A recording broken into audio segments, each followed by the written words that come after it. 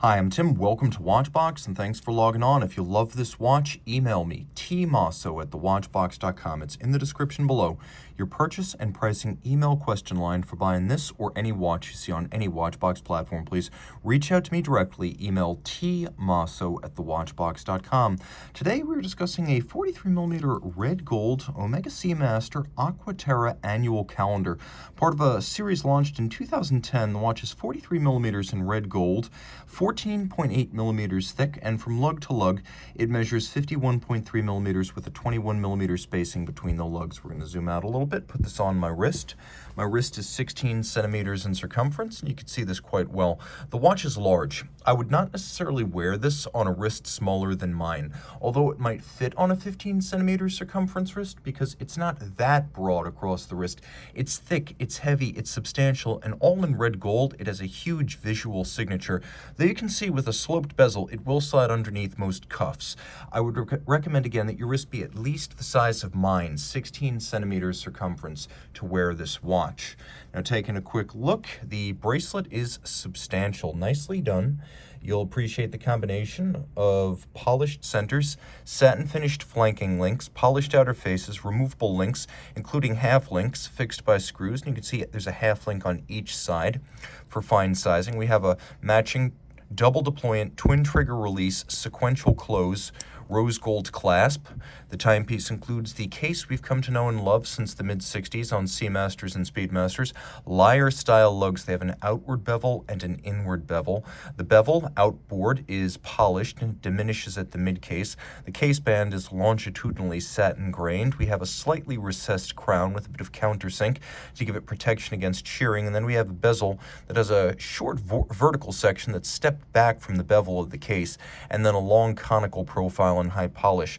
The dial is best described as a sort of brown bronze, and it's lightly metallic with a vertical striation that Omega calls the Teak deck concept, and the idea being that this is sort of the yacht club Seamaster, equally at home out on the water or in the ballroom or the dining hall. This is a timepiece that is sort of the surf turf, dress, and sports all-arounder in the Seamaster collection, so you have that yacht-like deck.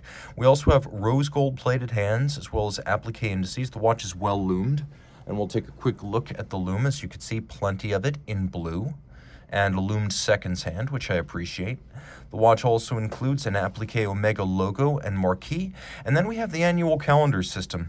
Initially introduced on the Hour Vision, it arrived in 2010 on these Aqua Terras, and it's a very simple system. You've got the date, you've got a month, and then you've got a quick set system that sets them in opposite directions. So I can set in opposite directions both the month and the date. And the idea here is that you only need to correct it once a year during the jump from February to March. Patek Philippe invented the annual calendar back in 1996. It is a calendar you adjust once annually. Now, there's also a stop seconds or hacking function, and I should mention these Omegas feature some of the stoutest crown, stem, and stem tube assembly I've ever experienced. There's absolutely no give or wobble to that crown when it's screwed out. The watch is 150 meters water resistant, which should be fine for just about anything you wish to do with your luxury timepiece. Taking a quick look, this is the Caliper 8611, which is a version of the 8601 that has a solid rose gold 18-karat rotor and then a solid rose gold 18-karat balance bridge. You can see that the entire bridge is solid gold. Lots to love here. Twin mainspring barrels, so it has a 60-hour power reserve. It's braced against shock thanks to a full balance bridge and a free-sprung balance. Another advantage of twin mainspring barrels is that they help to even out the torque release, so this watch doesn't race when it's fully wound, and it doesn't slow down hugely after 24 or 48 hours. It's a much more even energy release from the barrels with two barrels. Now, of course, we have 39 joules. It's a COSC chronometer, and it's coaxial escapement as envisioned by George Daniels back in the 70s and industrialized by Omega in 1999.